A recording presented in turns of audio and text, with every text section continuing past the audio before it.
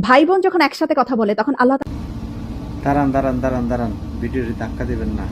এই আপুটি কি বলে কথাগুলো শুনে যান। ভাই বোন যখন একসাথে কথা বলে তখন আল্লাহ তাআলা বলেন এই সময়টাকে থামিয়ে দাও। আমি খুব অবাক হয়েছিলাম এই হাদিসটা শুনে। আচ্ছা, ভাই বোন কথা বলে ফেরেশতাদেরকে আসলে আল্লাহ কেন সময় থামিয়ে দেওয়ার কথা বলল? দুনিয়াটা পরে যখন ডিটেইল বেশি জানলাম দিনের না, তখন খুব কষ্ট লাগলো। অনেকের জন্য। ডিটেইলটা ঠিক এরকম ছিল। তো ভাই বোনের আপুর সাথে কথাটা এই পৃথিবীর শুনে পরে আর হয়তো কখনোই মন কষ্ট কখনোই লাগারই কথা। দেখা হবে না।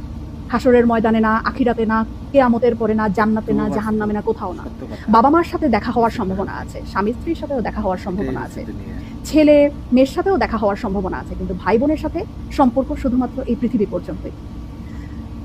তখন এত খারাপ লাগলো ব্যাপারটা জেনে যে আমার যে বোন আছে অথবা আমার যে ভাই আছে তার সাথে আমার আর কখনোই দেখা হবে না এই পৃথিবীর পরে। মানে মরে যাওয়ার পরে তার সাথে আর আমার কখনোই কথা হবে না। এত ক্ষণস্থায়ী একটা সম্পর্ক আমাদের।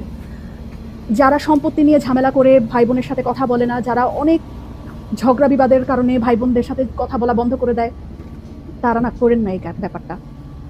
সময়টা না খুব কম আমাদের, খুব কম। এত কম সময় নিয়ে আমরা পৃথিবীতে এসেছি এবং এই কম সময়ের মধ্যে আমরা আবার কলুষতা, আমরা আবার ঝগড়া বিবাদ এইরকম করে আমাদের এত কাছের, এত আপন একটা মানুষ, একই পেটের, মায়ের পেটের বোন, মায়ের পেটের ভাইয়ের সাথে কথা বলা বন্ধ করে দিলাম। এই মানুষগুলোর সাথে তো আমাদের আর পৃথিবীর পরে দেখাও হবে না, কথাও হবে না। কি দরকার মনে এত কষ্ট রেখে? ভুলে যাই না সব, ভুলে যাই।